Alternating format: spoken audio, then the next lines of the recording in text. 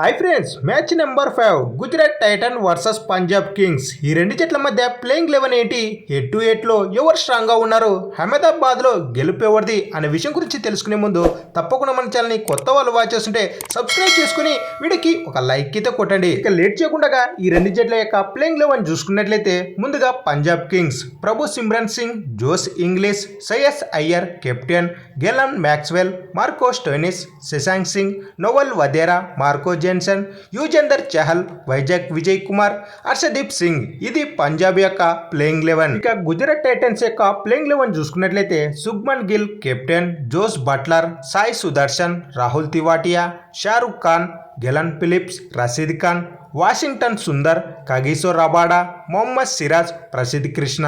ఇది గుజరాత్ టైటన్స్ యొక్క ప్లేయింగ్ 11. ఇక ఈ రెండు జట్ల మధ్య హెడ్ టు హెడ్ లో ఏ జట్టు స్ట్రాంగ్ గా ఉంది అనే విషయానికి వచ్చినట్లయితే ఈ రెండు జట్ల మధ్య టోటల్ గా మనకు 5 మ్యాచ్లు అయితే ఆడడం జరిగింది.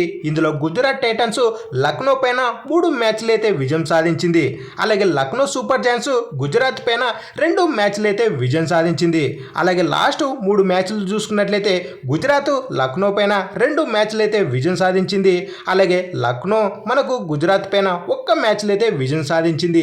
ఇక్కడ హెడ్ టు హెడ్ లో మనకు అప్పర్ హ్యాండ్ గుజరాత్ అని చెప్పుకోవచ్చు. ఇక ఫైనల్ గా నరేంద్ర మోడీ స్టేడియం అహ్మదాబాద్ లో గెలుపు ఎవరిది అన్నట్లయితే లక్నో సూపర్ జైంట్స్ పైన గుజరాత్ టైటన్స్ దే విజయం అని నా యొక్క ప్రిడిక్షన్. మరి ఈ రెండు జట్ల మధ్య ఏ జట్టు గెలుస్తుందని మీరు అనుకుంటున్నారో కింద తప్పకుండా కామెంట్ అయితే వేసుకోండి.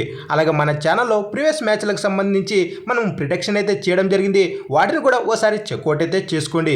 ఇక ఫైనల్ గా వీడియో నచ్చినట్లయితే మన ఛానల్ని సబ్స్క్రైబ్ చేసుకుని తప్పకుండా లైక్ అయితే కొట్టండి. అలాగే ఈ వీడియోని మీ ఫ్రెండ్స్కి అయితే షేర్ చేయండి. మరెన్నో ఇలాంటి లేటెస్ట్ వీడియోలతో అయితే మీ ముందుకు రావడం జరుగుతుంది.